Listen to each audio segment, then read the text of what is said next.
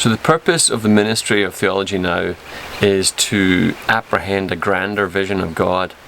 So the primary subject of our conversation is hopefully always going to be God.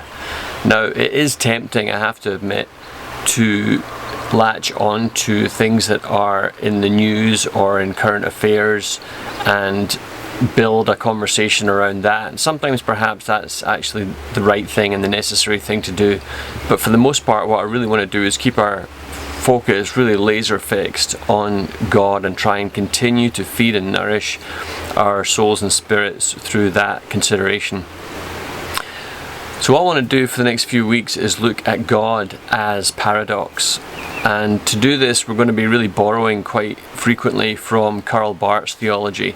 His theology is really famous and it's known for what's called dialectical theology, which means you're taking two seemingly opposing ideas and bringing them together as a cohesive reality.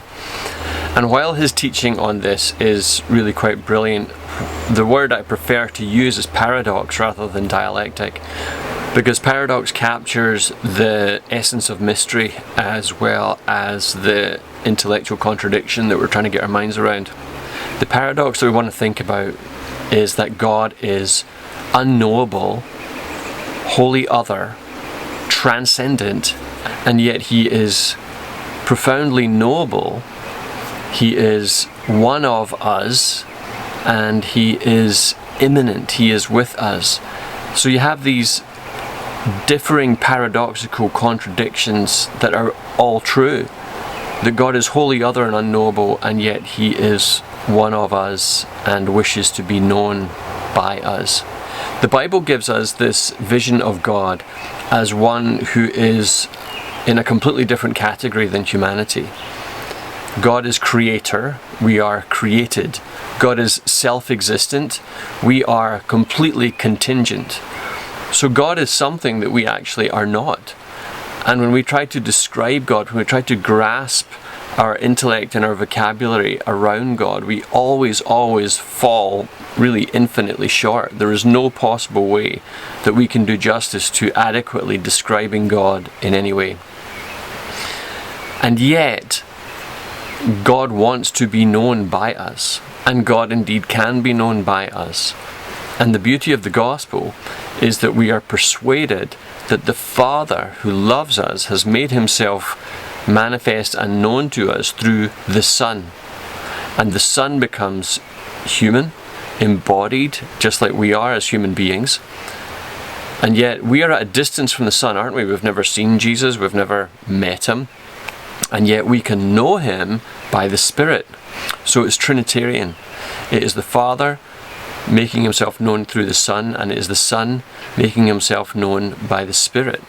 And the Spirit is that part of God, you could say, that reaches into our spirit, and there is this union, there is this knowing, there is this relationship, intimacy, connection, so that we can understand the truth of God.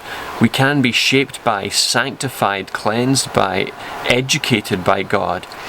And he will always educate us into the life of the Son, and the Son will always educate us into the life of the Father. So, yes, God is wholly other.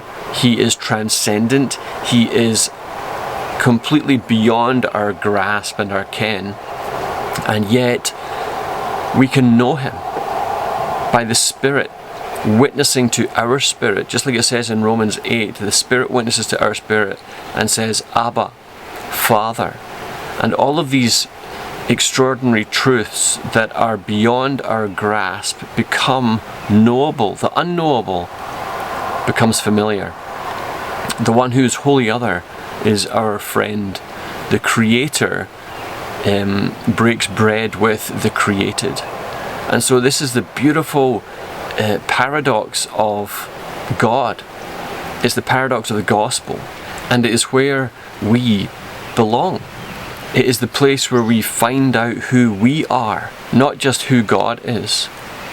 See, I was thinking this week that by nature, by deep instinct, we want to know God because we have been created by God, and we want to know where we've come from. We want to know who is responsible for us. So there is this deep yearning within us to actually truly know God, and the thing that contradicts that desire is sin.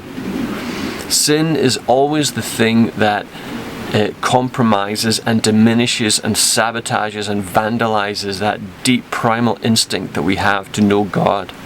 And so part of the beauty of the gospel is the eradication of sin, so the very thing that stops us from knowing God gets dealt with.